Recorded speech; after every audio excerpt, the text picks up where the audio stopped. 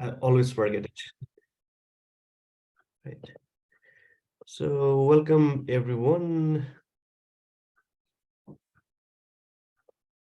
So as the previous weeks, like Chow will be helping me with the facilitation. And if you have any like questions that might need translations, just like ask her and she will help me. And I just like wanted to thank everyone for participating and like putting effort and energy in the first session we attended. Like hopefully everyone had a good time. And like I also shared some of these images with my like professors back at Tufts, and they were like really impressed with some of the ideas that this group came up with. So thank you for that. So today what we'll do is we'll look at some uh, qualitative data. But like today, something different I'm trying is like the idea of global before local. So usually when we learn things, for example, if we are learning to a new language, we sort of like start with the alphabets first, and then maybe move to words and then sentences. Then we start learning how to create paragraphs, and then maybe we create stories. And then in the end, we sort of identify as authors, right? But like, what if we flip the whole thing? Like, what if we start as authors first, and then as we move along that journey, we'll sort of like figure out the uh, some of the simple ideas, like how a structure of a sentence works, or like alphabets. So with the similar logic, what we'll do today is like we'll start as researchers. Okay. So instead of like me telling you about the basics, I'll sort of like uh, let's all jump in right into the thick of things, and we'll look at data. So as researchers, what we'll do today is we'll look at two different data. So the first one is a video data based on a framework developed by the Lego Foundation. So let's start with that. And after that, I was talking about like my research. So I'll also be sharing some of the data from my research, and we'll look along those lines as well. All right. So let's get started. And then something from last week's sessions that I noticed that like we will definitely struggle because like there are some confusing things as we might look at into data. So be prepared for that. And then, but the important thing is like we'll learn, right? Hopefully we'll learn. Okay. So last week I had shared this video with everyone. So hopefully like everyone got a chance to look at the video. If not, it's fine. Like we'll look at the video once again. Okay. And if there's any confusion, just like take note of any questions you might have as you watch the video, and then we can discuss it briefly as well. So let's get started. So the world no longer. Quickly check if I shared audio. Okay, I had not. Longer rewards people for what they know. Instead, the reward is for what we can do with what we know. This is the new reality our children face. Life-changing technologies, jobs that haven't even been invented, and all sorts of challenges that we can't foresee. This means that what children learn and how they learn it must also change to look a lot more like the way we naturally learn, through play. But what does that look like in practice? Here are 5 characteristics of learning through play. Number 1, actively engaging. So coming up with ideas, or just learning something new, is much more likely when you're actively engaged. Does that mean to dance or to jump around? Well, it could, but it doesn't have to. It's more about becoming so involved, so invested in what you're doing, that learning happens naturally. Like when children solve a real-world problem that matters to them. As they brainstorm and conduct research interviews, they're immersing themselves in the subject. Or when they demonstrate the same level of involvement with creative technologies, taking a hands-on approach, building models, and getting immediate feedback when the models are tested, these children are focused, eager to explore and challenge themselves. Number 2, socially interactive. We can of course play and learn on our own, but when we share our ideas, something happens. We get the chance to see something from another perspective, to explain things, negotiate, and then reach a compromise. We learn to communicate and engage with others. Like these children. Their handyman needs more space for his tools, and the kids have decided to help. They're tackling a problem that's relevant to them and people they care about. To actually design and build a solution together requires successful social interaction. This is a way for children to practice the most important skill for future jobs, well, and life in general, being able to operate in a team. Number 3, iterative. Learning isn't always about being told how to do something correctly. Sometimes it takes a few mistakes to know how to progress. Keep trying and you'll get there in the end. This is textbook iterative learning. And here too, it's all about testing, changing something around, and then testing it again. Make it a little lower. Iteration strengthens critical thinking and reasoning. So it all leads to a deeper sense of what works and why. Number 4, joyful. Learning can often take a long time, and success can seem far away. Let's be honest, it's tough if you're not enjoying it. But it is a thrill to get somewhere. And as we get more involved, we chase that. Nothing spurs you on quite like the feeling you get as you're progressing. It's also about enjoying a task for its own sake. Joy is a huge motivation to continue learning. Number 5, meaningful. When a task makes sense to us and builds on what we know, when we truly care, learning becomes meaningful.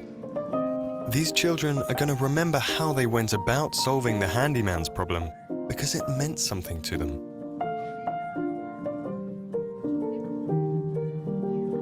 Learning by solving real-life problems not only benefits them as individuals, but also their families, their school, their community, and the world. When you really grasp ideas, understand how they connect, and eventually apply them in new ways, this is learning at its deepest.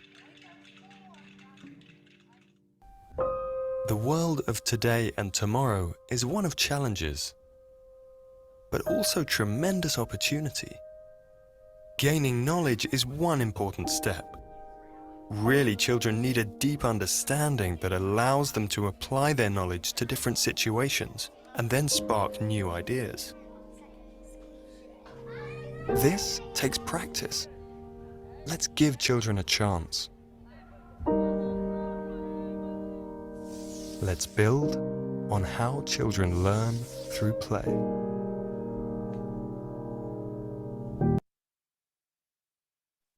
All right. So that was the video, and hopefully like everyone had looked at it a while ago as well. So like briefly, we'll like maybe share some relative experiences that like you sort of like thought of when you looked at some of the ideas in the video, and maybe if there's any confusion, then maybe we can talk about that as well. So like if anyone wants to share any relatable ideas related to the 5 characteristics of play.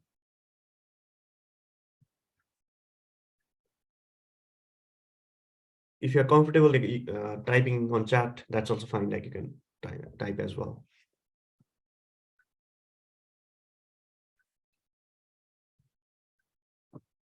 Mọi người ơi, mình có cái kinh nghiệm gì về cái 5 cái aspect của việc chơi học thông qua trò chơi như vậy á, thì mình hãy chia sẻ kinh nghiệm đó lên, mình mạnh dạn chia tay phát biểu nha mọi người. Và nếu không mọi người có thể type vào box chat. Hoặc là nếu mọi người xem video và cảm thấy có cái gì mà chưa hiểu rõ và còn được giải thích thêm thì mọi người cũng cứ giơ tay đặt câu hỏi nha.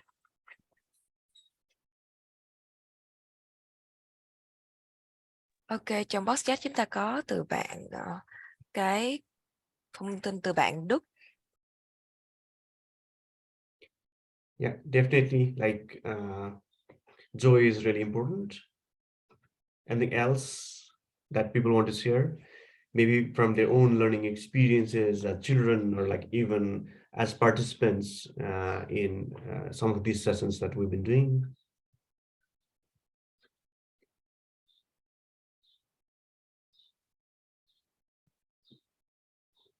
Anyone who wants to share something? Come on, don't be shy. Dạ, em mời chị. Châu ơi, chị muốn hỏi một chút nhưng có lẽ là chị nói xong em dịch cho nó đủ nhé, bởi vì chị không hiểu đạt được. Dạ, ok chị.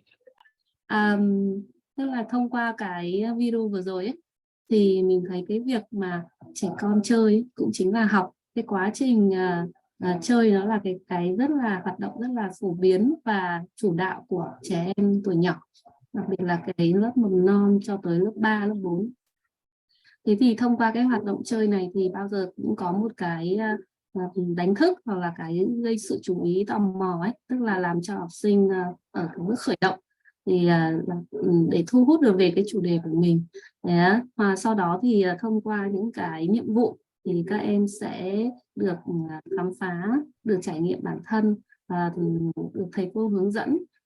Tất cả những cái hoạt động học đấy thì sẽ phát triển phẩm chất là các cái kỹ năng cho học sinh, từ việc các em chạm tay vào những cái vật liệu rồi chơi với chúng, rồi sau đó thì có thể thất bại, có thể thành công để thu được những cái bài học cho mình. Sau đó thì có thể là nói lại, chia sẻ với các bạn khác, và có thể tạo ra một cái sản phẩm nào đấy để kết nối với cộng đồng, với những cái bạn nhỏ hơn, hoặc là với những người có khó khăn, hoặc là họ sẽ được thu hút bởi không được tặng lại hoặc là được sử dụng những cái sản phẩm mà chính các em tạo ra ấy. Nó sẽ là một cái dấu ấn rất là mạnh mẽ trong cái nhận thức của học sinh. Tuy nhiên thì chị có một cái điều muốn hỏi thầy là cái ở cái lứa tuổi nhỏ này thì cái sự tập trung để làm một cái nhiệm vụ nó tới đích thì nó sẽ khó. Thậm chí là các em lại muốn có những cái hướng đi khác nhau ấy, có những cái sở thích khác nhau, có những cái cách chơi khác nhau, cho nên nó sẽ không tạo ra cùng một cái kết quả. Thì làm thế nào để có thể cho học sinh tức là hướng cái sự tập trung vào một cái nhiệm vụ tốt nhất.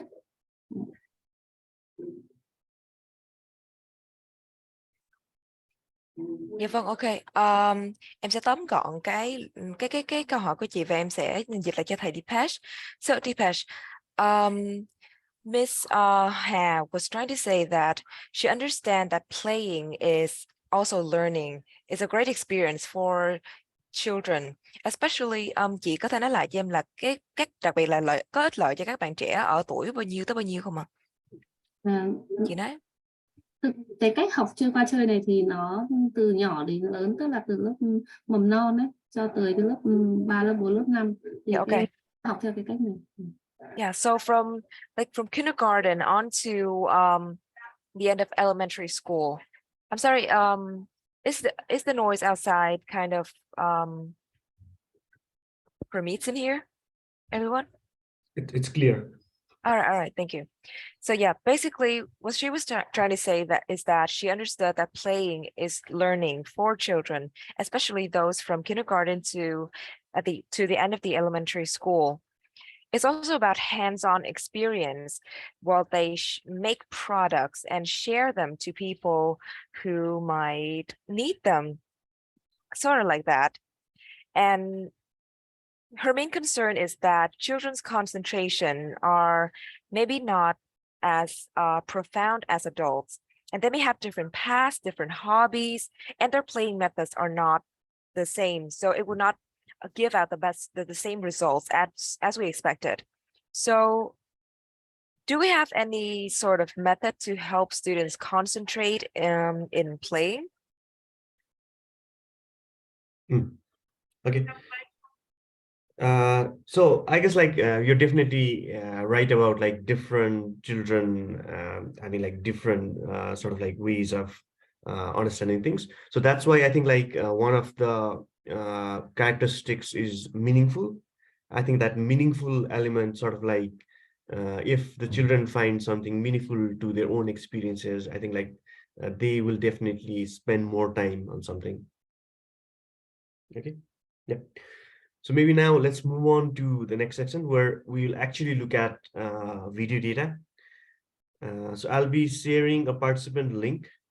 So similar to the first week, what we did, like, so if everyone can click on the link, you'll be led to Google slide. And there are different sections depending on where we are at. Okay. So what we'll do first is we'll look at a video, the first video, video one, and then based on like we'll look at the video multiple times. So as researchers, just like think about what you're curious about. So this should be your main focus. What are you curious about when you look at the video? Okay. And then we'll look at the video multiple times. And as you look at the video, then you can also think about some of the characteristics of play that you notice as we watch the video. Okay. Yep. So I only see like 2 participants. So I'll wait for others to join in as well. And as you join the link, you can like add a name here in one of the slides. So there, I think there's enough slides for everyone. So just add in a name and then write whatever you are curious about. Okay, right? Does that make sense? Mọi người ơi, chúng ta đã hiểu cái thể lệ của cái hoạt động này chưa ạ? Nếu như mọi người có bất kỳ thắc mắc hay câu hỏi gì thì hãy cứ raise lên và thầy Deepesh sẽ giải đáp cho mọi người nha trước khi hoạt động bắt đầu.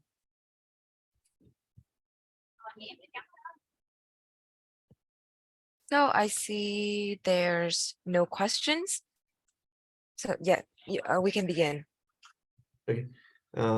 I didn't see everyone in the slide, so I'm just waiting for everyone to be on the slide. So I can only see a couple of people, 3. Okay, yeah. So I guess everyone else is joining. So let's watch the video once, and then like we'll look at it again. First, let's look at it first.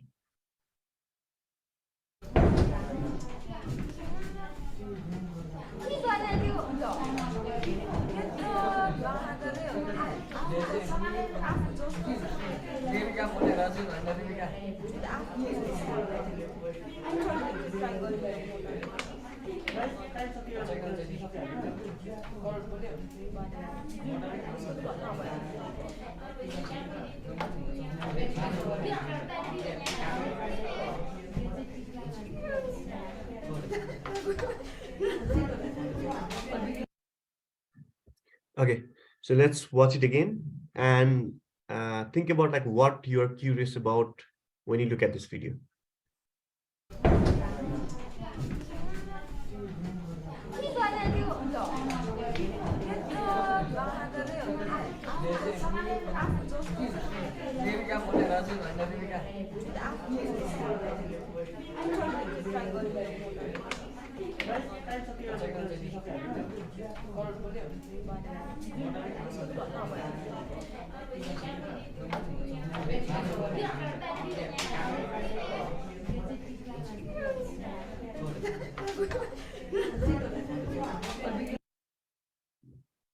Okay, so I'll give everyone some time to fill out some of the ideas, like if there's anything you are curious about, or if you notice any of these 5 elements in the video, just please add it. So let's take like maybe 2 minutes to add in our ideas.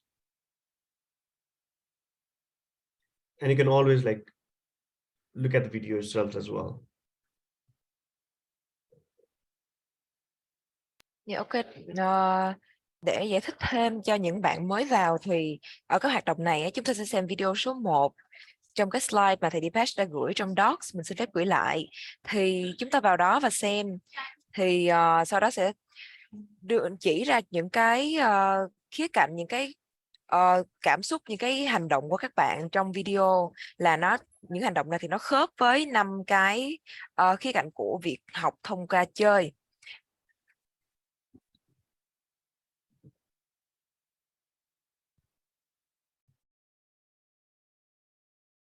Chúng ta chỉ có 2 phút để điền vào cái bảng biểu, cho nên là mọi người chúng ta tranh thủ nha.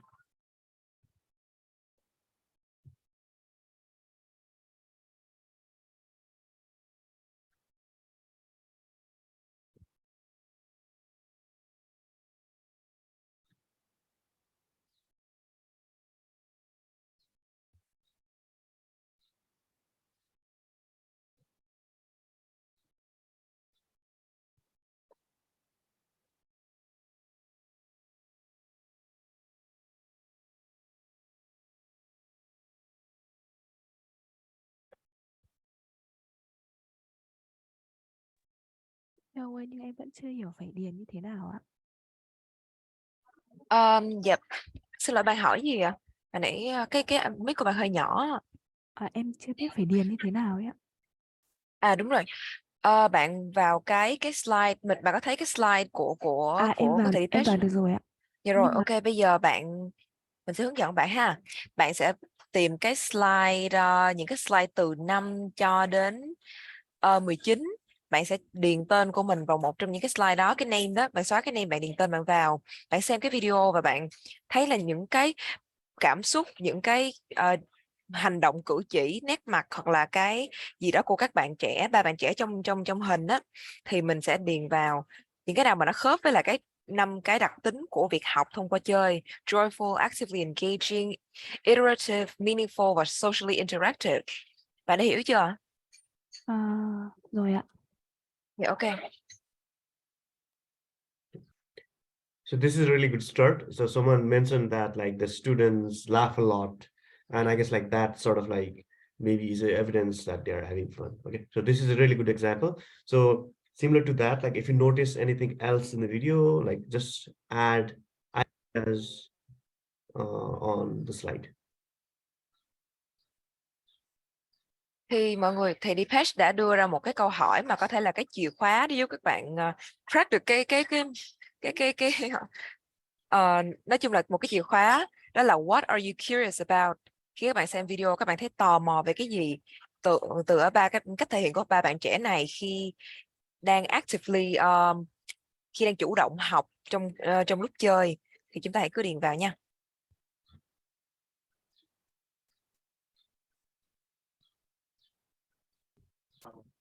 Can you explain for me one more time about the aspect of iterative? I don't quite get it. Right. So the idea of iteration is basically doing something multiple times. So for example, like in the first session, we sort of like build a solution for example, like maybe to help the bunnies. So if you receive feedback from some of your peers, and then based on the feedback, you can like make some changes, make it better. So basically the idea of iteration is to do it again and again. Does it make sense?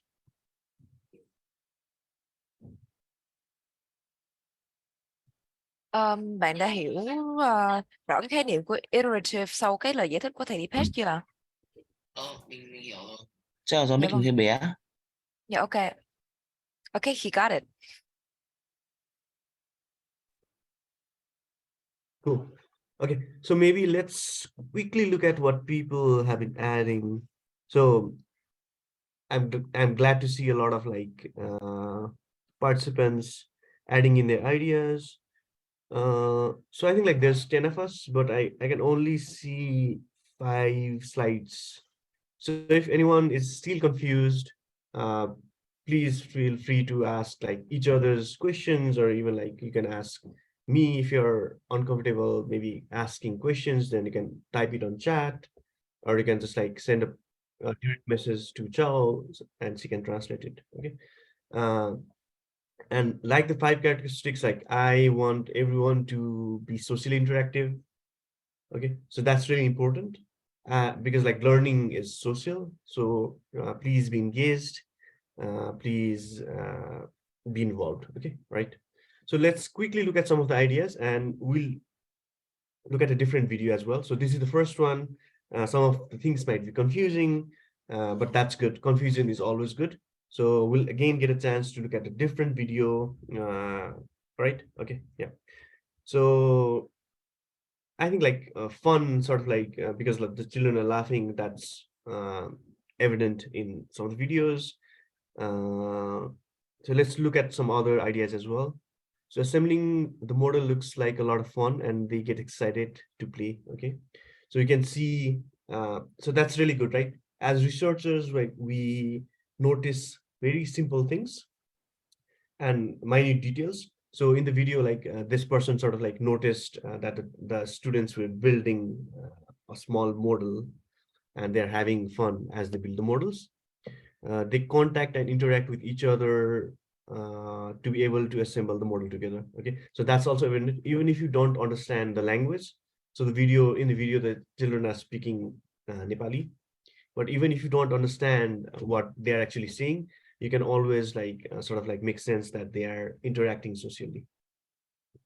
So meaningful as well. Okay, someone else noticed this, so they discuss about how they make the product. Okay, so it's sort of like the conversation feels like they're talking about how to make the product. Their experience work. Okay, so they're enjoying the experience, and so this is also like something that as researchers I think is really important. How uh, maybe facial expressions or like emotions that the students as give evidence that like they are learning or they're enjoying, because like they're smiling, they're talking to each other, so that's all definitely an evidence of social interaction. And then okay, they're happy, hopefully that's meaningful for them, or iterative as well. Okay, so they are actually like making changes to their small model, and that's how they are iterating. Okay, right.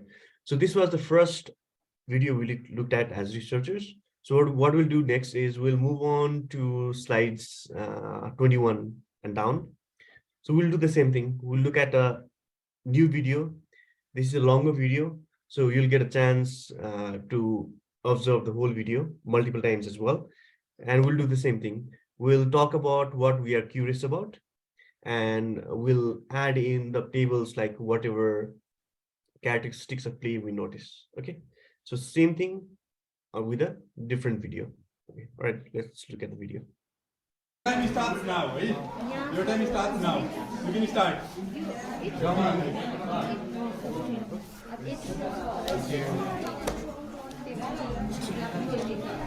No, 6 वाला दिन 6 वाला दिन 6 वाला ल एउटा 6 एउटा 7 को बस है त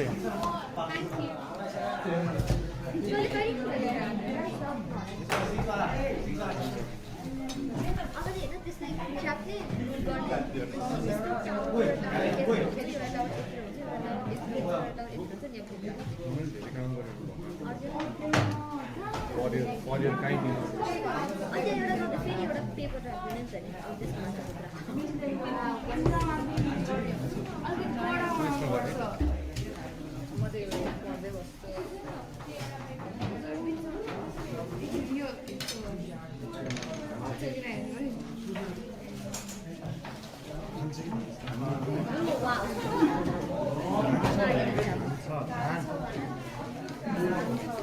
Old version.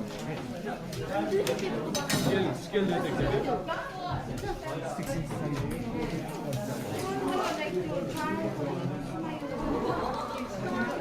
ठीक है.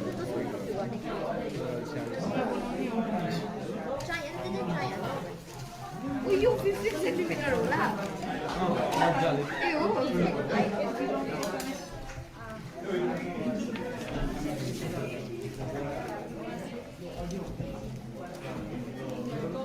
Remember the instructions. I said yes. More than 6 inch without. Perfectly. Remember the instruction. I said at least one book. Sir, duita book dinna.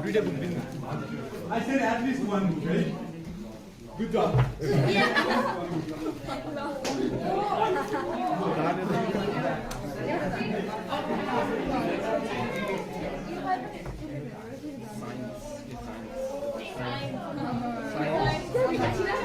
Science and mathematics.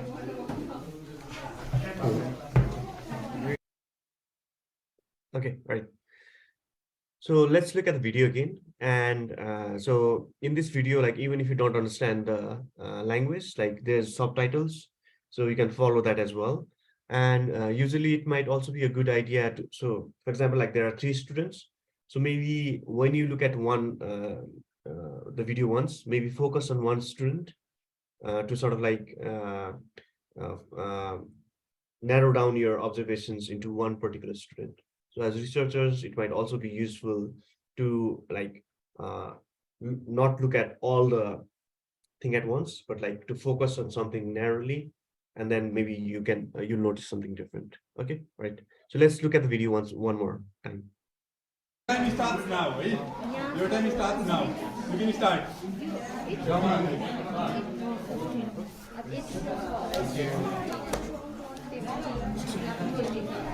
No, 6 wala din na. 6 wala din. 6 wala fine. Sir, outlining. 6 वाला 6 वाला. ल एउटा 6 एउटा 7 को बस है त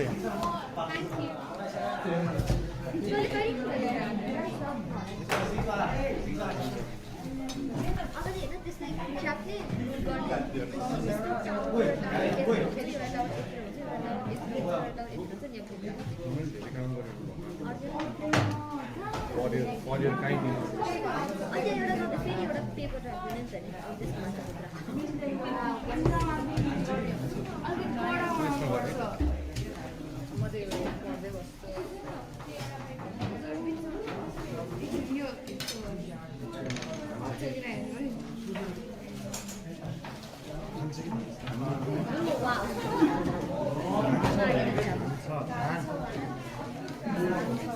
Old version. Skill detected. 16.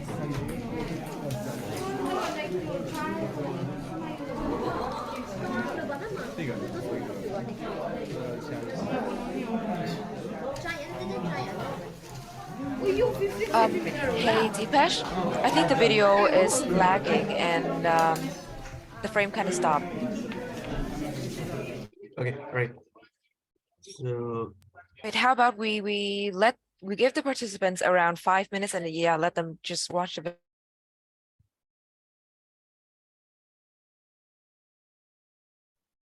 So now we're gonna do both 2 videos, both tasks, or just one video, just video 1. so we'll look at video 2, and then so if you go to slides 22 and downwards, like let's okay, right. So we can watch the video on your own and then fill out it's like video 2 and some of the table in here. Okay, does it make sense?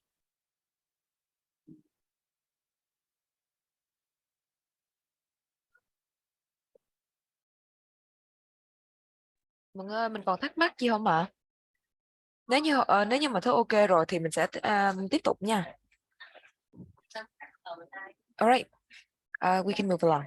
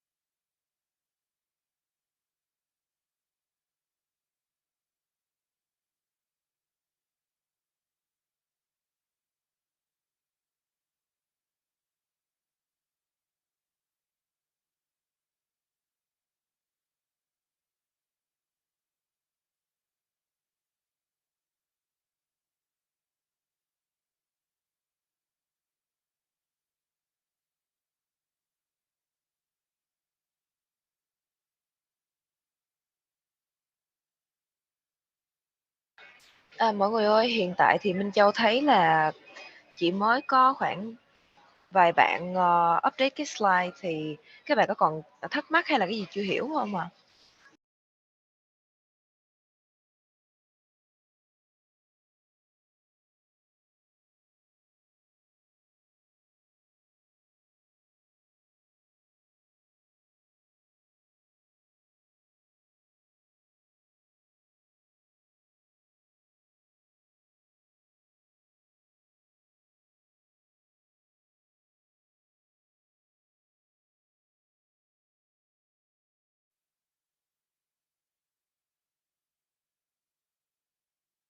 Ok, chúng ta chỉ còn khoảng gần 40 giây nữa thôi mọi người.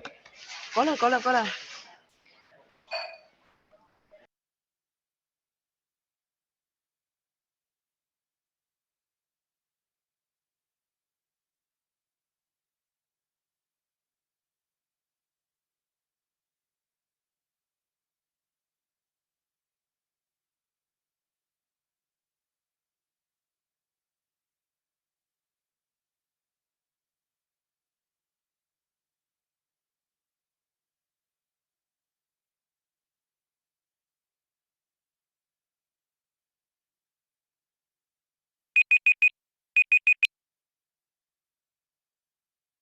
Okay. So let's get started. So on a quick glance, I sort of like see that you have put in a lot more ideas uh, as compared to the first part. And what we'll do next is maybe take some time to look at each other's ideas. So maybe let's take like a minute or two to sort of like look at what our peers have put in. Okay, yeah. So look at some of the ideas and then we'll do a quick sharing.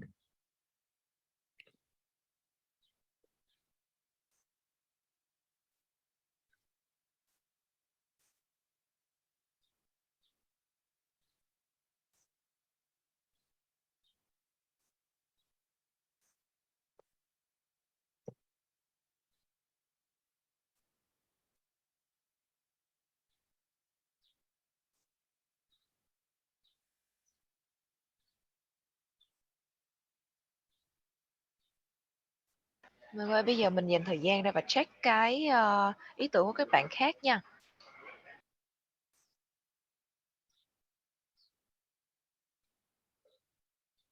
Nếu như các bạn có kiểu không đồng tình hoặc là có một cái ấn tượng khác với cái ý của các bạn mình, thì mình có thể nốt lại và sau đó mình có thể thảo luận cùng nhau nha. Đây chính là cái hoạt động mà học thông qua chơi, và chúng ta đang thực hiện đầy đủ 5 cái khía cạnh đó luôn đó mọi người. So I was telling everyone that while we're doing this, we are all actually engaging in the activity. Yeah, through all those 5 aspects. Yeah, definitely. So it's like if everyone has looked at each other's ideas as well, so we can look at the slides one by one, and feel free to unmute yourself and just like share one aspect from your slide. Okay.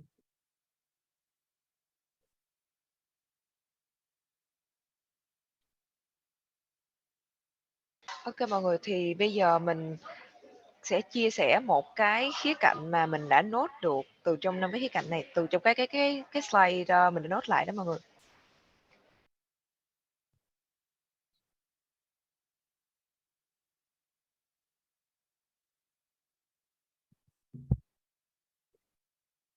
Okay, or maybe if it's too confusing, then let's do this. Okay, I'll share some of the highlights, and then if you want to add anything, just feel free to unmute yourself and uh, share.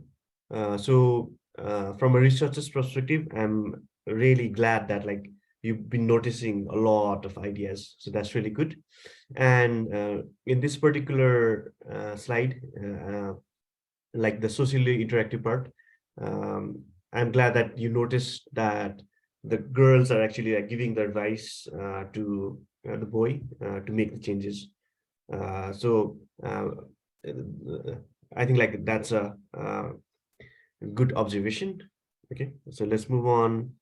And in here, okay, they're engaged because like they are trying to complete the challenge. Mm, okay, yeah, and like I talked about, like iteration. So they make changes to the design and they try and try and try. Okay, so that's definitely an evidence of iteration and how that works. They laugh, they try, and they talk about like how to make it stronger. Mm, okay, and then smile and fun. Okay. Yeah, so they're also excited about like so once they complete the first task, of making the column to put in a book, they ask for 2 books so that like they can improve the design. So that's also really good. Okay, and they also measure uh, the height of the towers as they move along. Okay, so that's really good. Okay, uh, so let's do this next. Okay, so based on the second video that we watched, let's come up with a research question that we might want to pursue based on the video we just watched.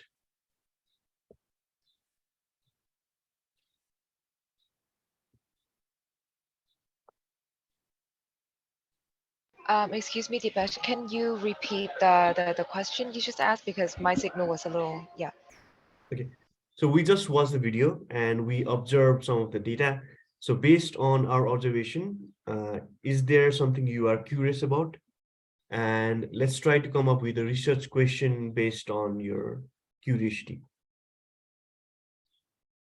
Ok mọi người, thì thầy Deepesh mong là kiểu sau khi mình đã xem cái video đó rồi, mình làm thực hành những cái bài tập trên á, thì ở video số 2 các bạn cảm thấy cái gì mà đã khơi gợi cái trí tò mò của các bạn, thì chúng ta có thể raise câu hỏi lên và sẽ cùng thảo luận cùng nhau nha. And for that, you can use slides 37 onwards. Okay, so just mention what you're curious about after you watch the video, and then think about a research question or multiple research questions if you have. 37 and downwards.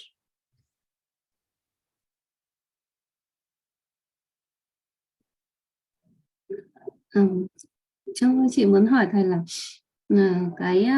thông qua cái video vừa rồi ấy, thì khi mà thầy giáo cho một cái nhiệm vụ, sau đó thì học sinh sẽ thực hiện trên cơ sở những cái nguyên vật liệu đã được đưa ra, và chắc chắn là trước đấy chắc là sẽ có một vài cái tiêu chí được đưa ra về cái sản phẩm đấy.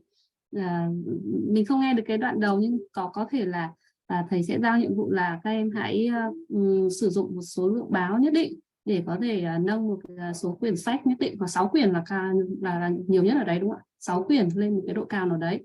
Sau đó thì các em sẽ hào hứng với cái nhiệm vụ đấy và làm thử. Thế thì mình muốn hỏi thầy là không biết là trong cái hoạt động này ấy, thì có giao cho học sinh làm một cái nhiệm vụ nào đấy theo một cái quy trình nào đó hay không? Bởi vì chị không thấy học sinh trao đổi với nhau ấy, mà các em ấy làm rất là bản năng ấy, rất là tự phát, bạn ấy suy nghĩ bạn ấy làm luôn, sau đó bạn khác lại thấy chưa được lại lấy làm luôn, chứ không có cái trao đổi đấy. Thì chị muốn hỏi là có cái quy trình nào để cho học sinh làm hay không trong cái video này?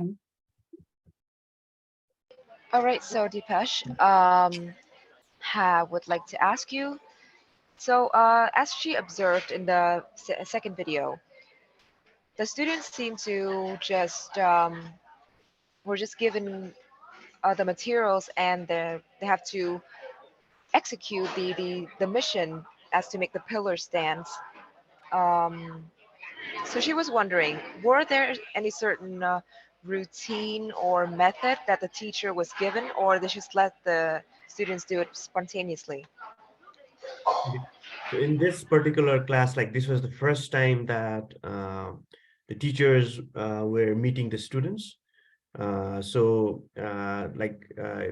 was not like a regular school class. This was like something maybe like an after school program where the teacher went and asked them to make the tallest tower. Like they didn't have any instructions, like they were just like given the materials and asked to make a standing tower. Alright, I see. Yeah, thì cái này là cái hoạt động ngoại khóa của trường học đó chị. Cho nên là các bạn cứ làm cứ cứ giống như là được đưa mấy cái món vật liệu, xong rồi mấy bạn cứ cứ tự thiết kế, tự làm theo cái cách nào đó mà các bạn muốn. Kiểu dạ, để khơi gợi cái sự tò mò ở các bạn đó chị. Dạ. Mọi người ơi, mình còn câu hỏi nào hay là cái gì mà gợi lên cái sự hứng thú của mọi người không ạ?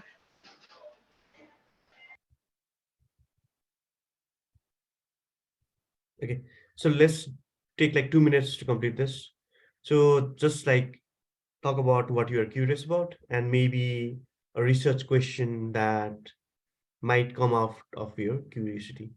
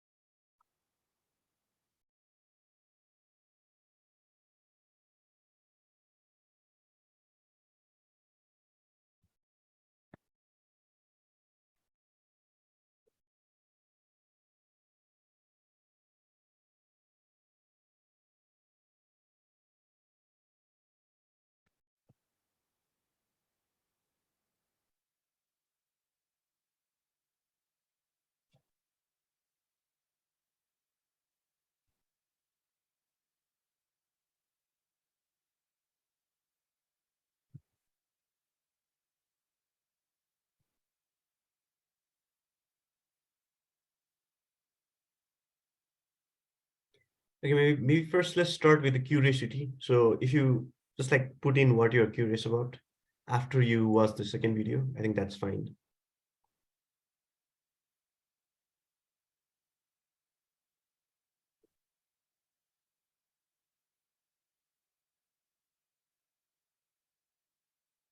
Mọi người, vì thời gian của mình cũng có giới hạn á, cho nên bây giờ mình có thể chỉ cần điền vào cái mục mà I am curious about thôi cũng được, không cần phải điền cái câu ở dưới là my research question are.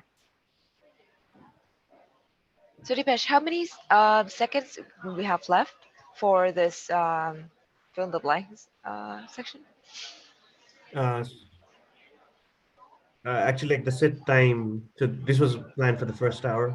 So like maybe take like a minute more. Okay. Chúng ta còn khoảng 1 phút hơn để điền nha mọi người.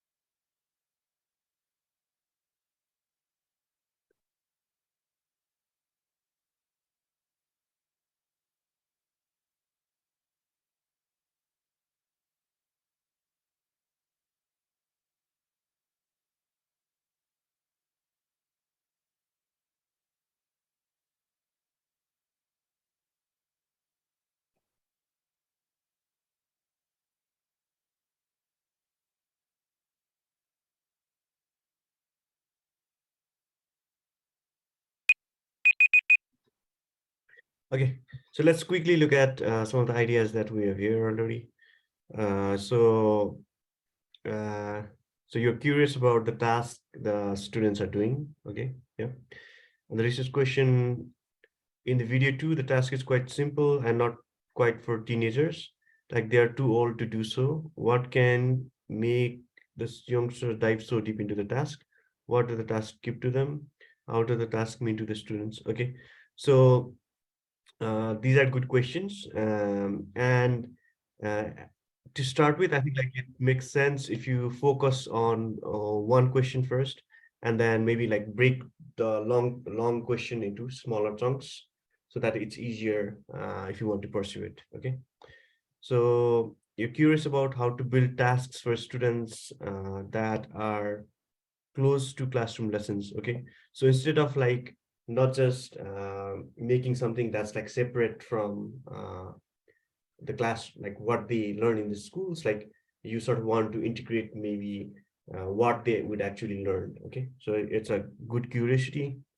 And how do students overcome failure, patiently continue? Okay, so this is a really good research question that you might want to pursue on your own. Okay, so that's good.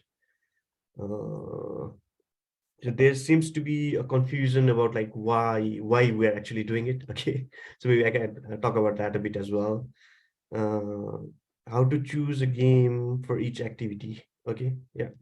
So I guess like based on some of the ideas that I'm seeing here, there seems to be some confusion about like why we're actually doing it. And usually like when I plan something, so not just this lesson, but like in general, when I work with teachers and students, I think about like so ABC, so activity before concept. So before introducing the activity, I sort of like want the participants to experience the whole process once. So after they experience the process, then it's usually easier to think about the concepts. Okay. And the plan for today was for us as researchers to look at a video data. Okay. So that was the plan. And let's move on to the next part. And hopefully like the next part makes a little more sense as we move along.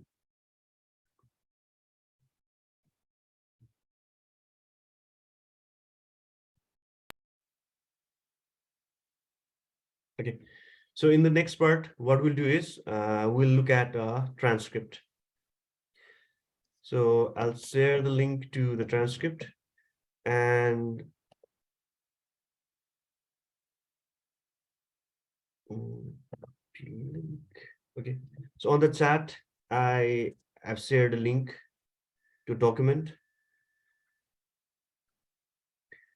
So what we'll do first is we'll just like look at the picture. Okay, so there's a drawing that one of the teachers came up with when the person was asked to come up with like 4 major events that inspired uh, them to become a teacher. Okay, so maybe as researchers, let's look at some of the details in the picture and sort of like think about what we are curious about. Okay, yeah. So there are 4 pictures and we can look at that as well. Okay.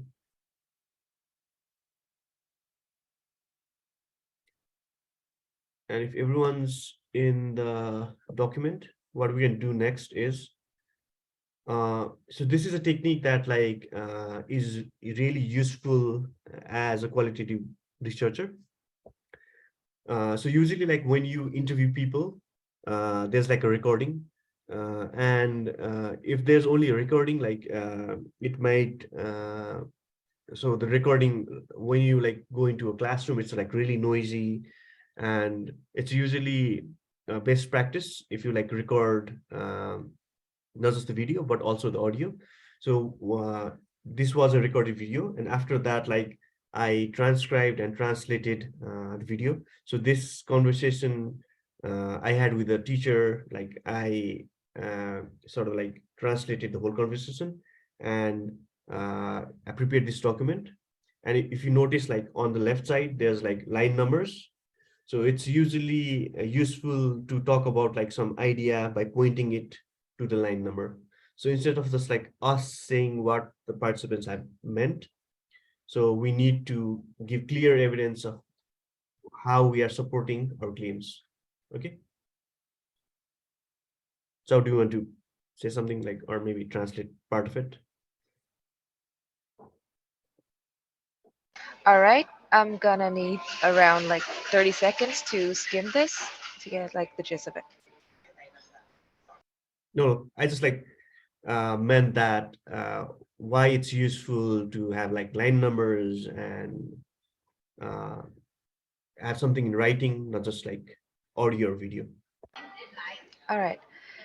So I think having numbers like these are very easy for us to keep track of where we're reading. Yeah, so when Okay. we need it, we just have to show it to other people. Like line number 7 is what I meant, is what this frame meant. Yeah. Okay. Yeah. So the next activity, what we'll do is like we'll look at the transcript. So this is a transcript, and it's also useful if someone is reading it. So maybe Chao, like, can you read up to line 8? All right. Sure. So, okay, my 4 major events. When I was studying in 4th grade, we had a new science teacher, and this science teacher looked very different.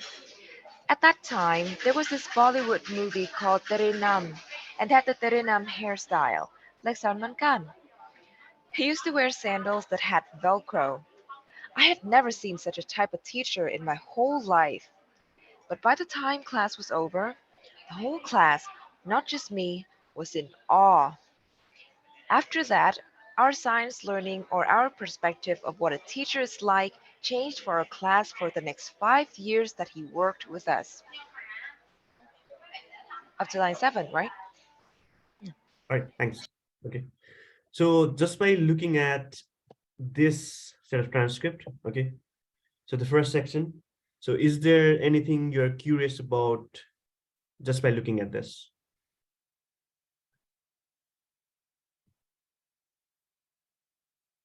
Or Just to be, yeah, go ahead, please. so based on the picture and what the teacher has said, can you think of a claim based on the transcript here?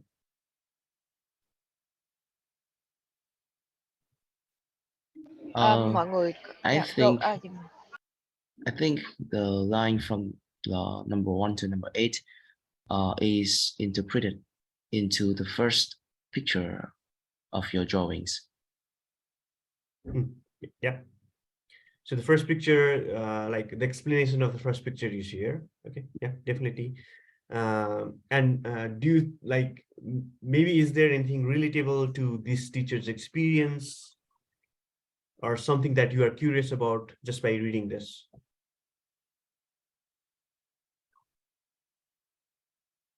Thì kiểu về bối Wait, cảnh, one more về cái time. câu chuyện, dạ đúng rồi, có cái gì với các bạn cảm thấy tò mò không? Mình mời bạn ạ.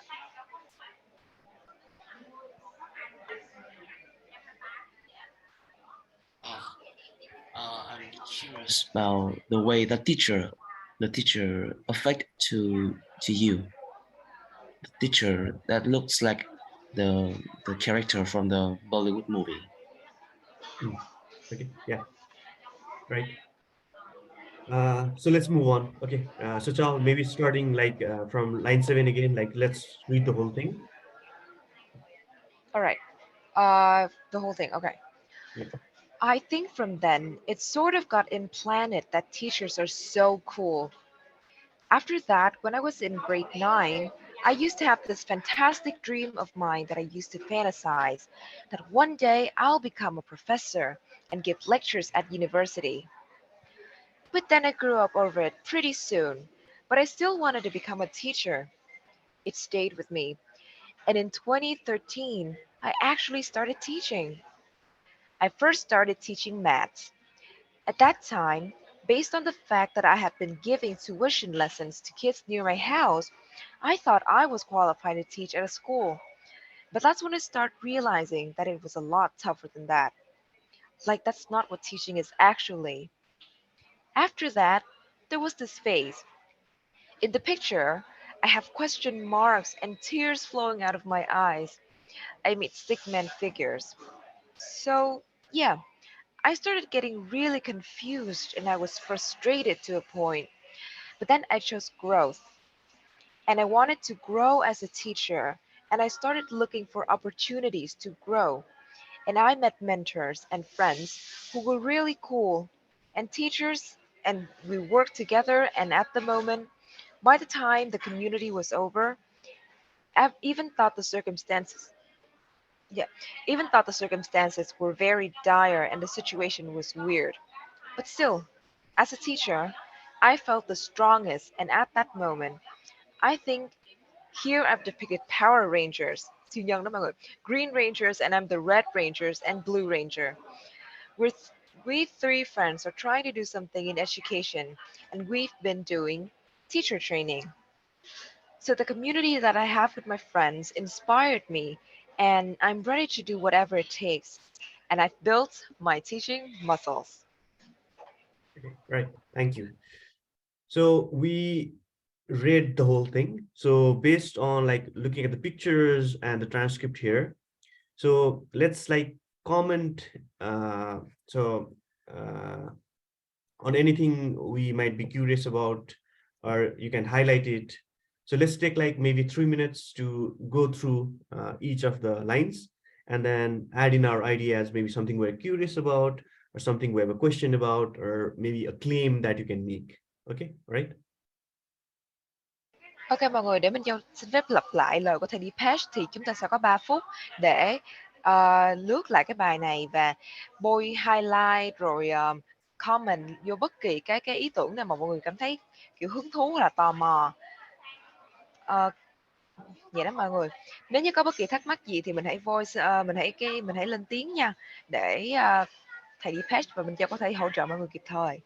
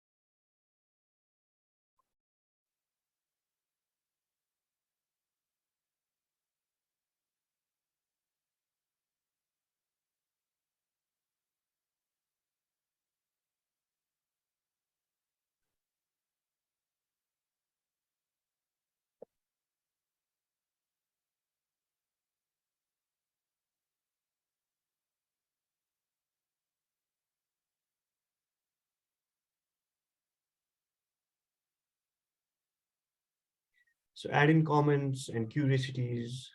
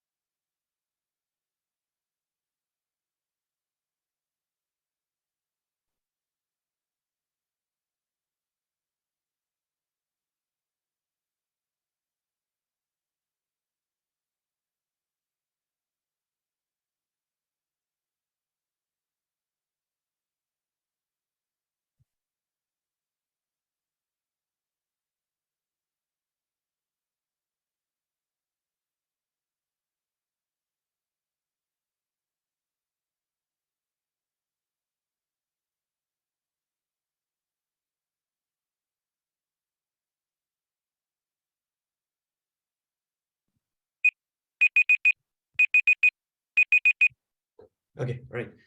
So let's do a quick share. I noticed that like there's a people have like highlighted different sections, and I would be curious to know about like why you highlighted that section. Okay. So maybe when you share, maybe talk about like why you chose this particular section. So let's move from up to down. So let's look at the first comment. So do you want to share like why you put this comment? Dạ mình mời bạn Đức ạ.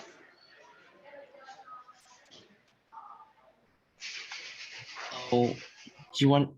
Uh, I'm just curious about the way that you you you wrote in this script that you've never seen such a type of teacher in your whole life.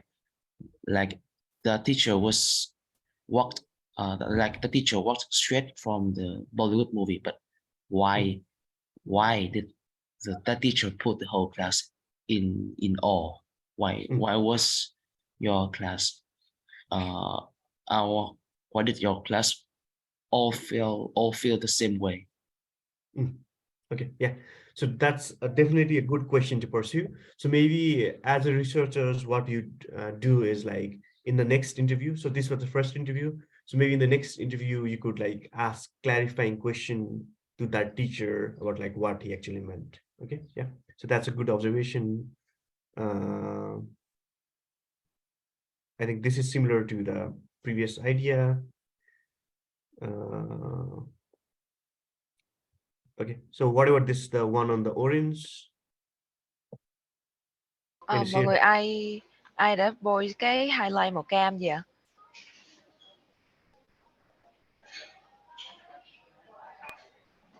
Cái highlight màu cam là của chị. Dạ. Dạ ok thì tại sao chị lại chọn highlight cái phần đó à? Chị cũng tò mò là nó hơi hơi giống những nhân vật anh hùng nào đấy trong phim không? À dạ. Thì cái Power Rangers là cơ bản là những anh em siêu nhân trong cái phim hoạt hình mà con nít hồi xưa hay coi á chị. So yes, she basically wonders or like the Power Rangers, yeah, kind of has the resemblance of a kind of show that we had back in a few years. So yeah. How about the blue highlighters? Cái highlight màu xanh dương thì là của bạn nào vậy ạ? Why did you make the stickman figures? What do they mean to you?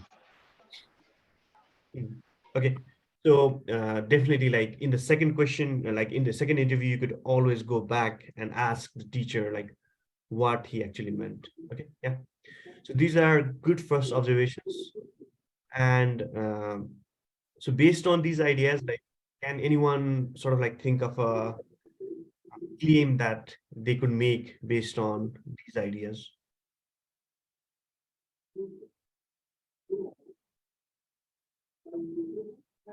Mọi người có nghĩ ra được cái chủ đề của cái theme chính của nguyên một cái bài phỏng vấn này nó là về cái gì không ạ?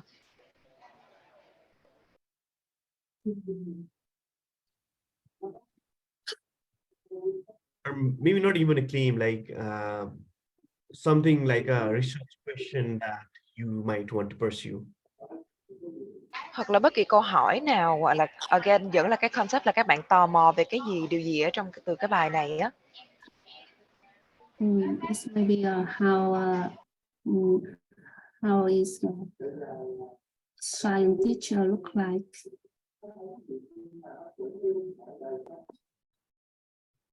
How to be a science teacher? Definitely. So maybe like because like how a teacher appear, maybe influence the how the students perceive learning science. Okay, yeah. So that may be a good research question. Okay, so let's move on. Let's look at the second section now. So this is the first iteration. This is a picture that Rupesh, like he's the teacher. He I'd asked him to draw something to depict connections between play, making, engineering, and storytelling, and he comes up with this. Okay, so here's the picture, and then it might not be clear about like what the picture is actually.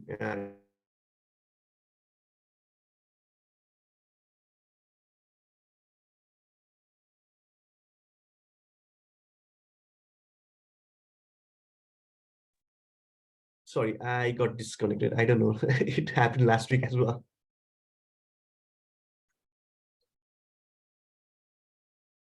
So let's continue. What we'll do next is we'll read the transcript again, and then uh, we'll continue adding our ideas like we did last time. Okay. Uh, so Chao, do you want to again read up to maybe line 78 up to here? All right, but I think I'm gonna skip all the yeah, just yeah, for clarification. Okay, okay, yeah, I don't think it's that articulate yet, but my basic understanding of this so far has been that there is because I'm a regular school teacher right now, so on the top of my head, I have always like kept the learning goals as the main objectives of any class. And I'm thinking of this whole engineering aspect of this whole idea is as the roadway to it. So like the learning goal is the objective. So it's like a hill station, and the whole engineering and making are the roads that take us to the hill station. So yeah, so this learning process might be like very topsy-turvy, like curled and whatnot. So it's not easy at all. That's what I think. And I have these three different ways of getting there. Okay, I'll continue. Let's say the first one is like a flying car. So I actually put it there to explain the idea of how students might engineer things. So the flying car is basically a DIY car with a parachute attached to it. So students might engineer their way to it, or students might like simply go there on their own, or students might use some tools that are already available, like a bicycle. So either of these ways, students get to the learning goal. And one of the very important things that I think would make sense once they have reached the learning goal is to compare how well each one of these tools work for them.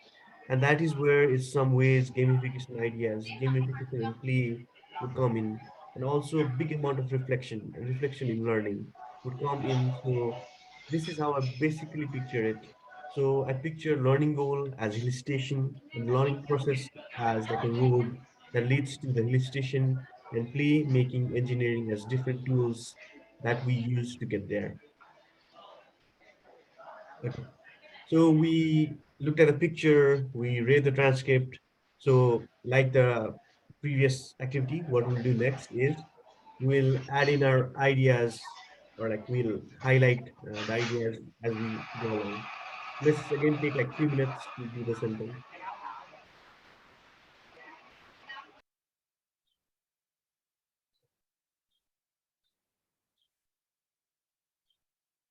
Ok, bài tập này cũng giống như trước thì ờ,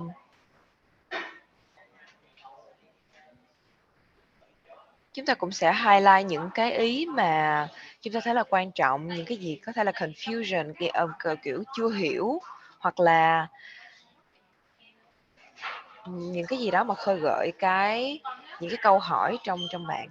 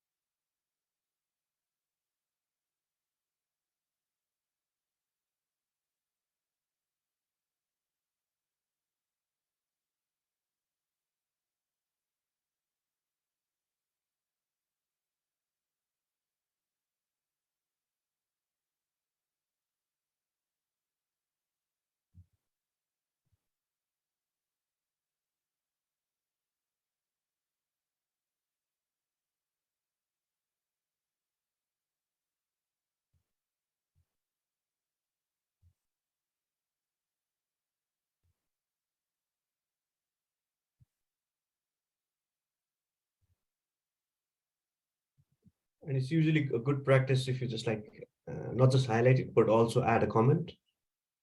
Okay.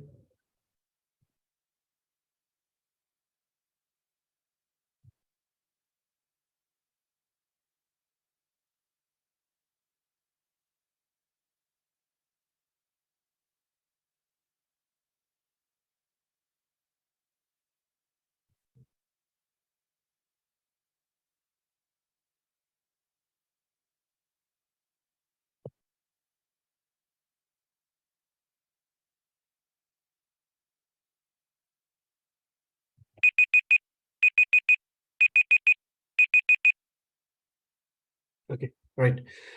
So based on your observations so far, okay. So let's go back to the participant slides, section 3. Okay. And then let's add in our ideas, what we are curious about, what might be a research question that you might be interested in pursuing.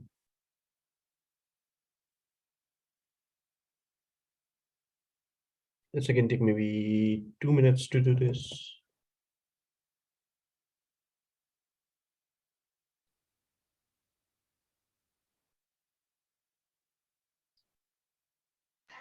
Chúng ta tiếp tục điền vào cái slide nha mọi người. Và lần này chúng ta chỉ có 2 phút thôi.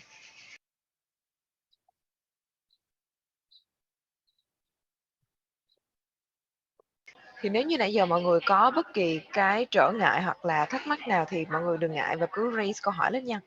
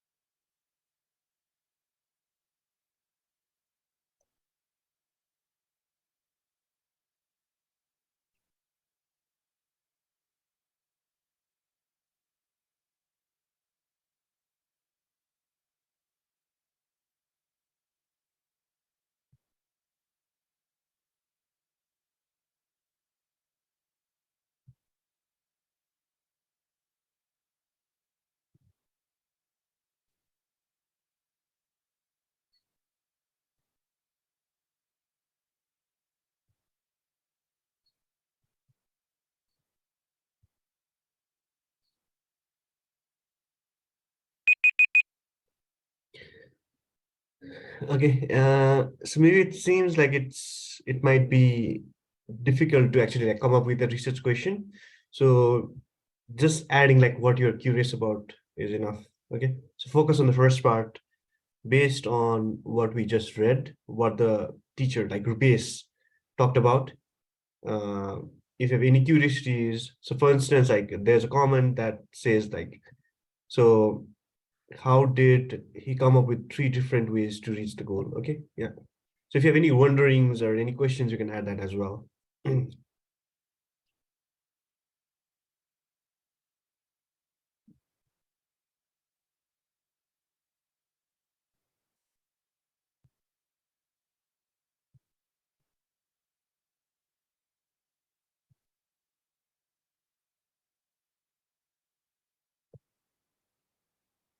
Okay, so maybe when Rupesh is talking about this, like he be thinking about like different learners, like having different speeds of learning things. Okay, so this is a so from a researcher's perspective, I think like this is a good observation.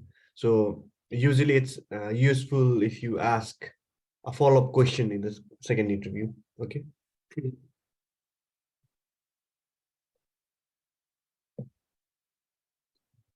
Okay.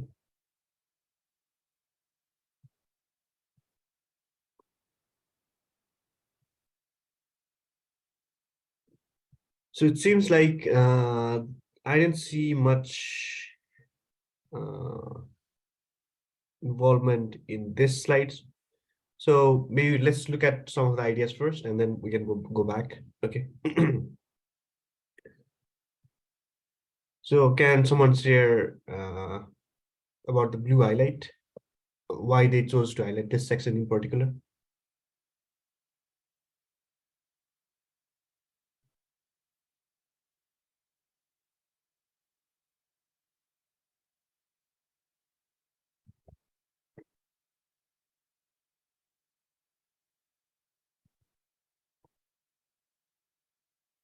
Do you want to share why you highlighted this?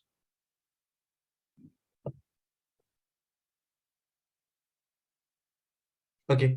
So the question here was about was based on this idea. Okay, yeah, that's really good. What about the last highlight, lines 88 and 90?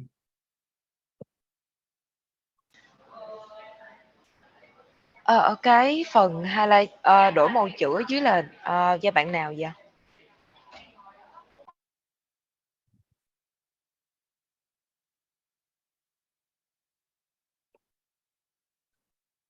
Ờ, ô bạn Nhung, bạn có thể chia sẻ là vì sao bạn lại, highlight cái phần đó, chọn phần đó là phần nổi bật không ạ? Bạn có thể nói bằng tiếng Việt nếu như bạn muốn và mình sẽ dịch lại bằng tiếng Anh ạ.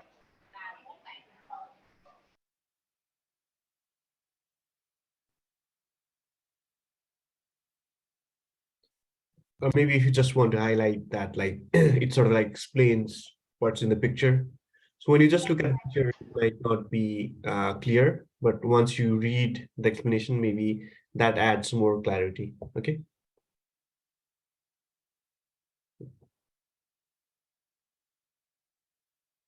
Okay. So let's move on. Okay. So that was the first iteration in the interview. Like I'd asked the teacher to come up with that idea, and then like there's this representation and he talks about it. So in after like 4 weeks, I again asked him the same question, and this is the second iteration. So I asked the same question and interviewed him again. So this is the second interview. So talk again, like can you read up to maybe 105? Yeah, be wonderful up to here.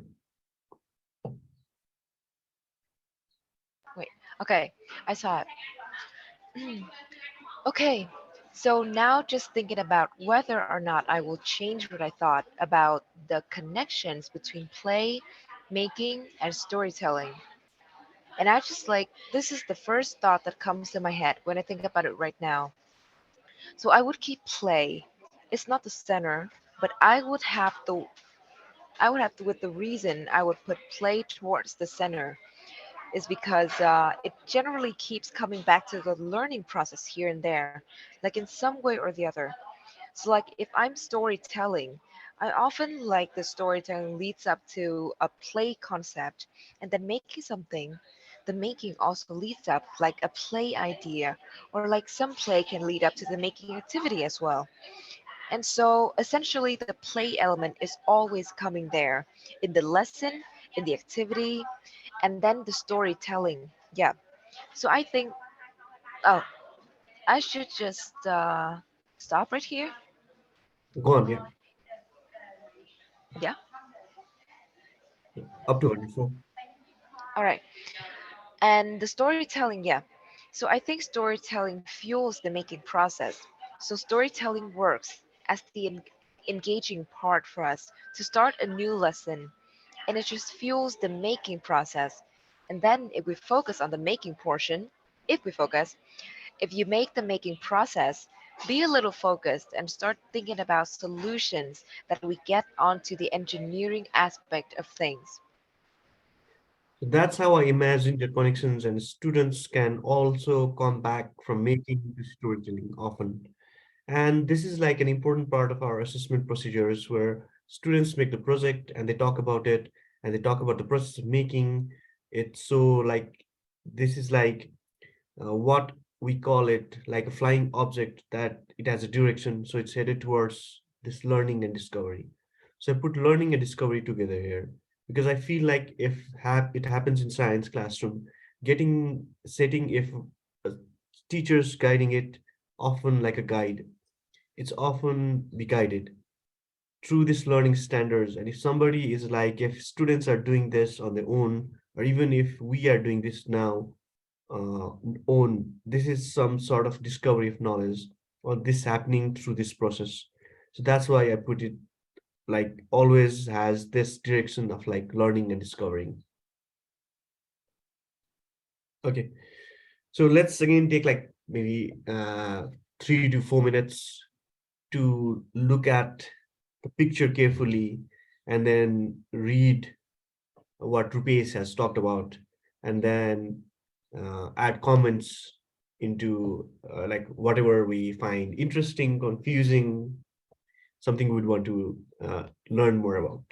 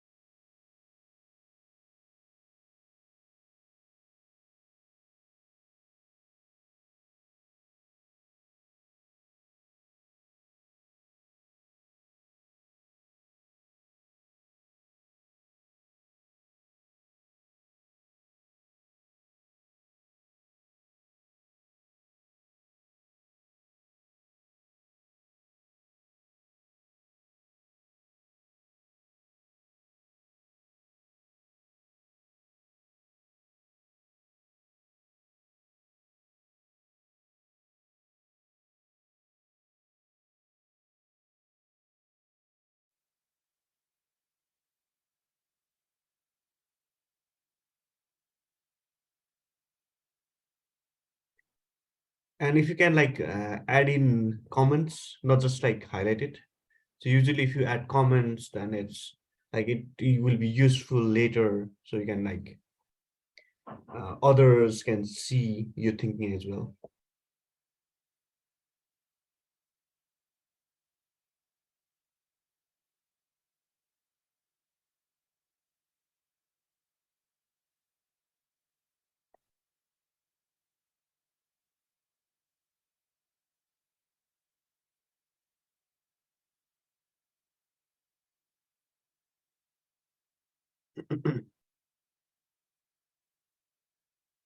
You can also try to compare the two drawings. So the first one is here, and the second one, like if you notice any similarities or differences.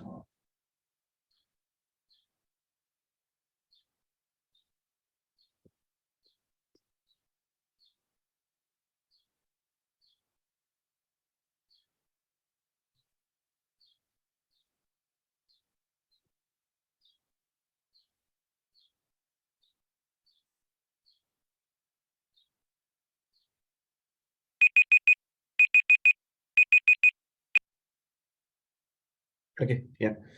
So I do see some like highlights, maybe. So part of the reason like I'm asking you to like participate in this sort of like idea is to, so there's this idea of a community of practice. So basically like if you, uh, the community can be of anything, okay? So for example, if like as researchers, you'd be involved in the activity of analyzing data. And so there's this idea of like newcomer and old timer. So an old timer, for this instance, like I could be considered an old timer because like I've been doing this for a couple of years. And for some of us who might be new to qualitative data, you might be newcomers. Okay. But then the idea is to sort of like get everyone involved in the activity. So as members of the community, you'll get to experience what actually researchers might be doing. Okay, hopefully that makes sense. And since this might be your first time being involved in some of these uh, uh, processes or like approaches, it might be new, but like uh, please participate, and that's how we learn. Okay, yeah. So maybe so Chao actually wanted to share something before we started. So do you want to start? Yeah, of course. I find this very interesting in the fact that playing has all. This actually answers the question that Miss Ha had asked at the beginning. Is that how do we keep the students to concentrate in playing? This diagram explained it all. Is that through playing we learn how to make things. When there is a problem that pops up, we learn how to make the solution. That leads to engineering. And while reflection and I'm sorry, okay. Okay, and during the process of making the solutions, we also have some insights that we can assess the process that we've done, and that is storytelling. So basically, play has connected every aspect of engineering, making, storytelling, and it has so much potential for a kid to learn. Yeah. Thank you for sharing that. So does someone else want to share anything that they have highlighted or like they found interesting as they read the transcript?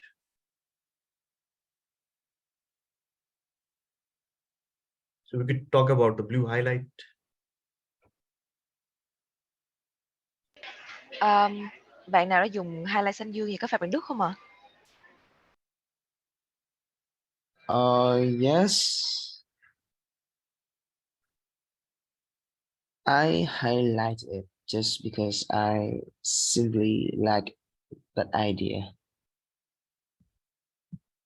Yeah, thank you. So one thing we could do is like when we compare the two diagrams. So in this picture, like play is like so Rupesh says that like play is not at the center, but like towards the center. So one immediate difference that I notice is like, so in the first diagram, Rupesh talks about like play as maybe one of the pathways that might lead to the learning goal. But in the second diagram, there's like he puts play at the center. So I think like that's a change in his thinking. Okay. So I think like that, the highlighting this part was a really good insight. Okay. Yeah. And okay. All right. So do you want to talk about what's in 106? Why you highlighted it?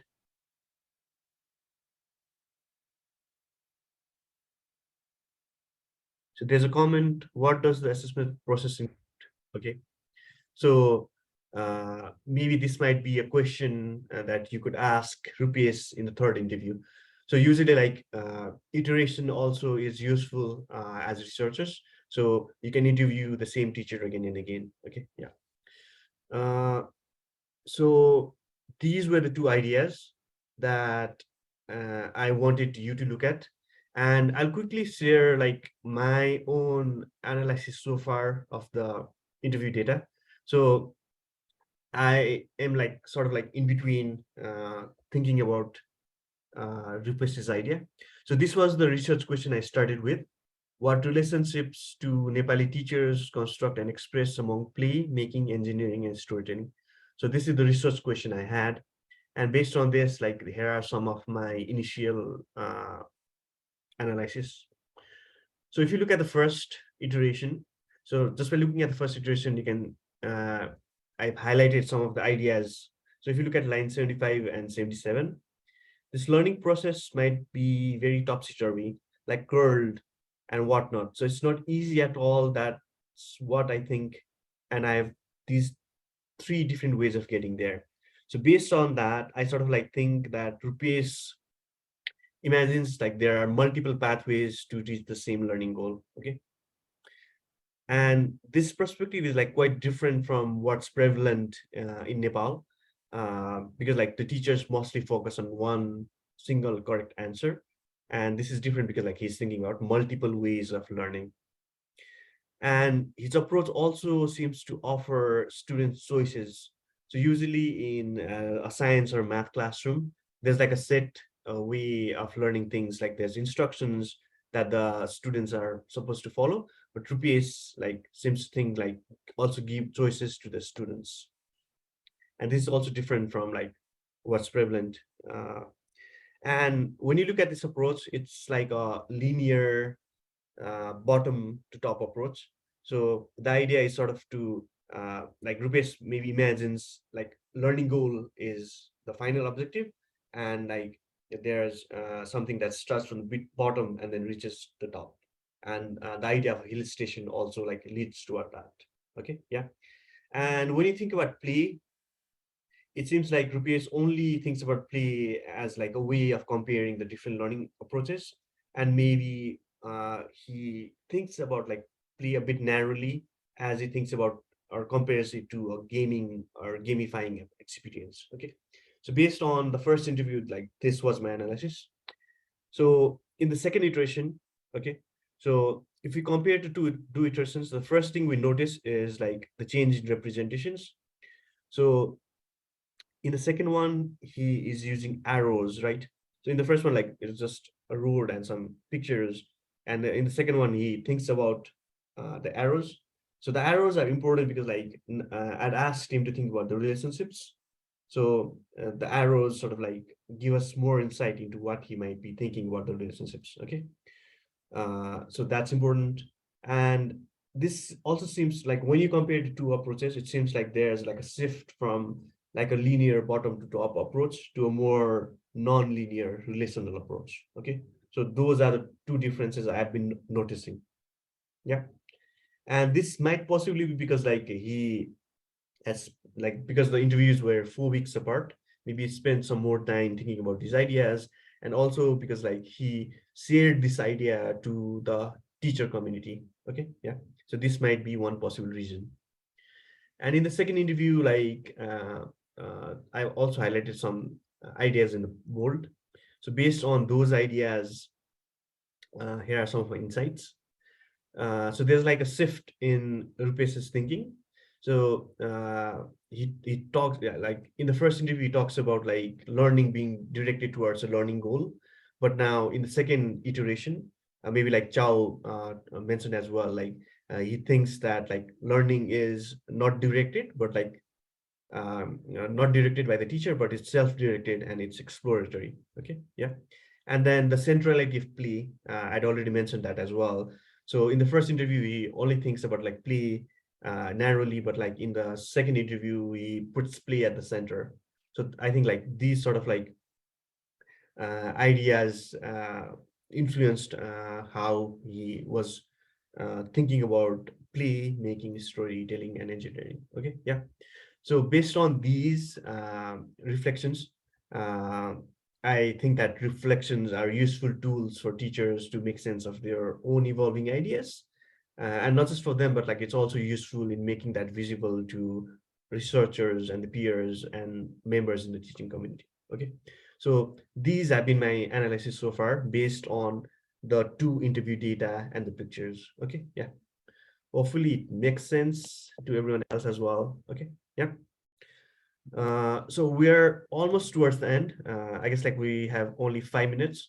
To what I'll ask you to do is, if you go to the participant slides, the last section, uh, exit ticket, so slides 96 onwards, there are 3 questions I want you to answer before you leave.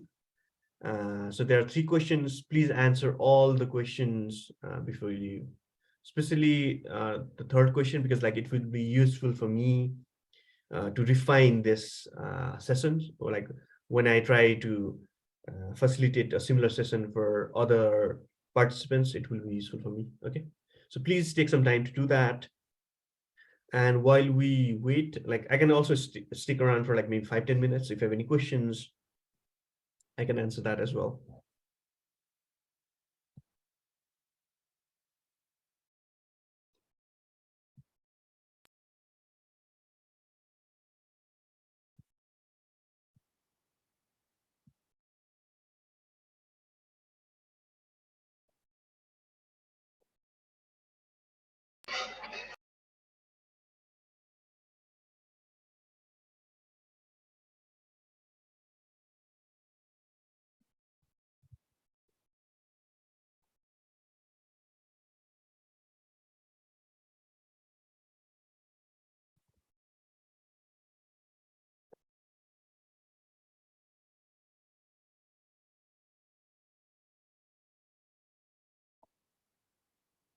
Mọi người, trước khi chúng ta ra khỏi phòng học này và quay lại phòng học chính á, thì chúng ta cùng điền cái slide ở bên dưới từ slide 97 trở đi để feedback lại cho thầy, để những cái buổi học sau của chúng ta nó sẽ được vui hơn và nó sẽ dễ hiểu hơn, và nó nói chung là sẽ hay in general vậy nha mọi người. Và cũng có email của thầy xin lỗi mọi người thì cũng có email của thầy ở bên dưới, thì if you need anything please yeah, give him, text him on email, your email. Alright. Dạ vâng, thì thay mặt ban tổ chức chương trình thì mình xin cảm ơn các anh chị, các bạn và đặc biệt là Mr. Deepesh here, who have been very informative and acts as like an instructor to guide us through this lesson today. So thank you everyone. Thanks everyone. Please answer all 3 questions, and like feel free to leave. And I think like you need to, is there a break after this and they need to join the main session again? Actually, yes, I'm going to send them the link to the original room. Ok mọi người ơi, Minh Châu sẽ gửi ở đây cái link để quay trở lại phòng học chính.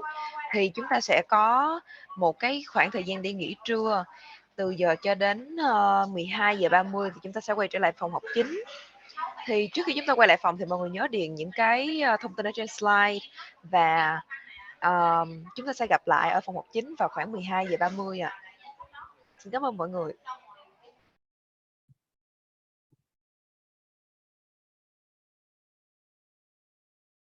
Thì bây giờ thầy Deepesh và Minh Châu vẫn sẽ ở đây để giải đáp bất kỳ thắc mắc nào mà các bạn có. So we're going to stay here and answer any potential questions. Okay.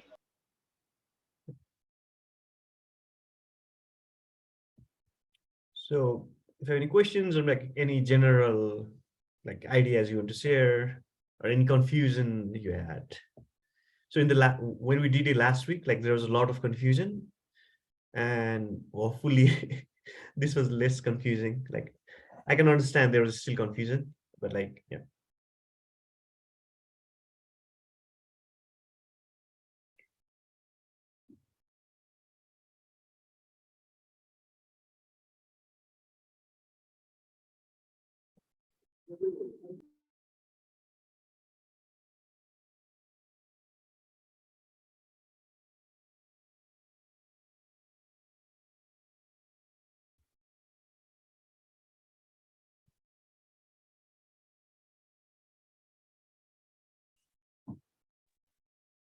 Ừm, Cảm ơn thầy giáo và cảm ơn Châu rất là nhiều ấy.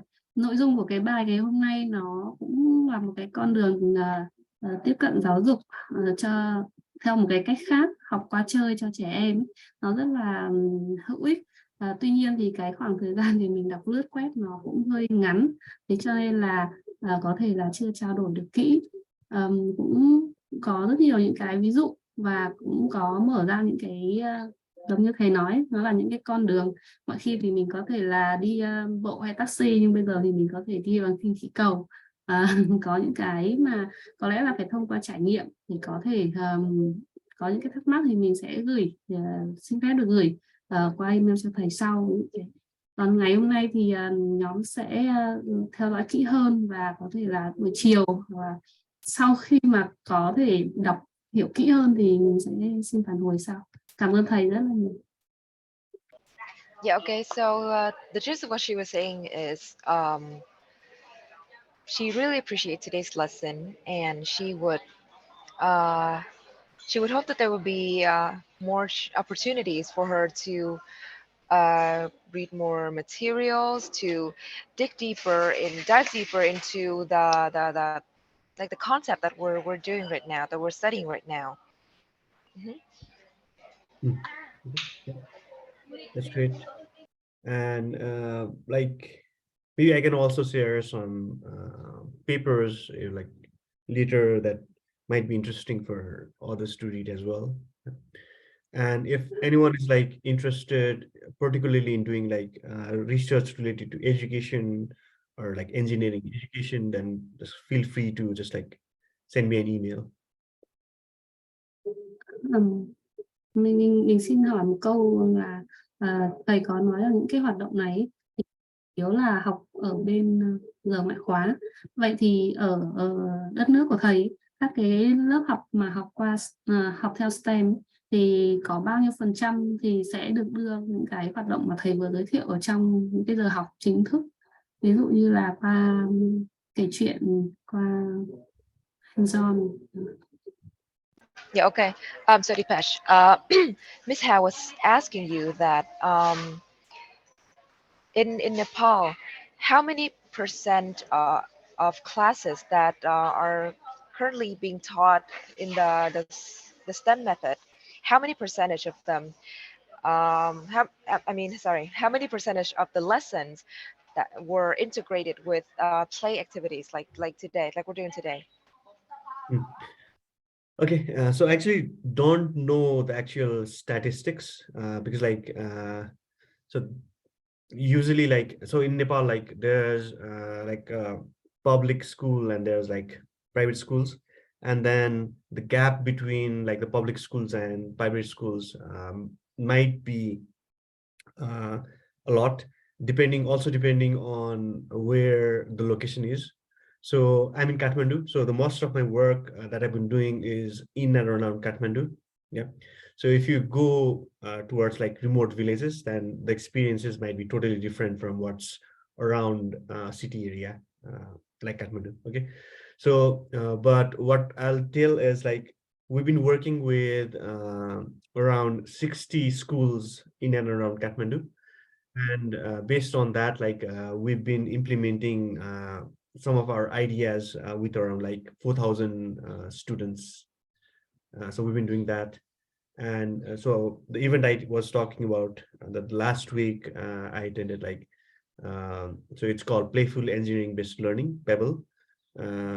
So maybe I can share some resources based on some of those ideas. Alright, thì chị Hà, thầy Dipesh nói là thầy không có biết chính xác bao nhiêu phần trăm, nhưng mà thì thầy và các cộng sự của thầy cũng đã làm việc với khoảng hơn 60 trường học ở trong cái thủ đô Kathmandu của Nepal rồi, và cũng đã làm việc với hơn 2.000 học sinh để thông qua cái phương pháp mà học và chơi, chơi và học như nãy giờ chúng ta đã trải nghiệm á. Vậy thì thầy có chia sẻ một cái đường link để dẫn tới những cái một số những cái thành tựu mà thầy và các cộng sự đã đạt được trong cái quá trình dạy theo hướng về STEM ạ. Thì chị có thể thêm qua nha. Cảm ơn thầy. Không biết là thầy có biết một cái tin là tức là hiện nay ấy, thì giáo dục STEM được rất nhiều các quốc gia hưởng ứng ở rất nhiều các châu lục. Tuy nhiên thì ở cái điểm đất nước mà khởi đầu của nó là Mỹ ấy, thì cũng có một số bang, một số các cái lớp học tiểu học ấy, đã dừng các cái lớp học STEM. Thì không biết là ở quốc gia của thầy có cái hiện tượng đó không, và thầy suy nghĩ gì về cái hiện tượng này? So she asked you that America, which was the country that started the STEM method of teaching, has already had some schools shutting down that kind of system. Is that happening in Nepal, and what are your thoughts about the situation? Okay, so I guess like in Nepal, the current focus, even in like policy, so they recently like updated the education policies to sort of like integrate like not STEM but like STEAM. So maybe the focus is also in the arts, and uh, uh, like uh, organizations similar to Karkhana. So there are certain other organizations that are also like trying to integrate some of these ideas into their curriculum. And specific organizations, like governmental organizations who create the curriculum, they have also recently revised the curriculum from grades up to grade 3. So basically like primary curriculum uh, towards more of a like a integrated approach. So before that, it used to be like separate subjects like science, social studies, English, math, but now they have integrated all those into one subject up to primary grades. So I think like that's a positive start. Dạ thì đại ý thầy muốn nói là hiện tại bây giờ ở Nepal thì không chỉ có cái tổ chức của thầy là Korgana là có làm về cái giáo dục theo hướng nghiên cứu STEM, mà còn là nhiều các tổ chức khác cùng làm việc cùng nhau nữa và thiết kế những cái chương trình học như vậy. Oh wait, I think where it's is left. she? Gosh, go luôn. But well, it has been fun.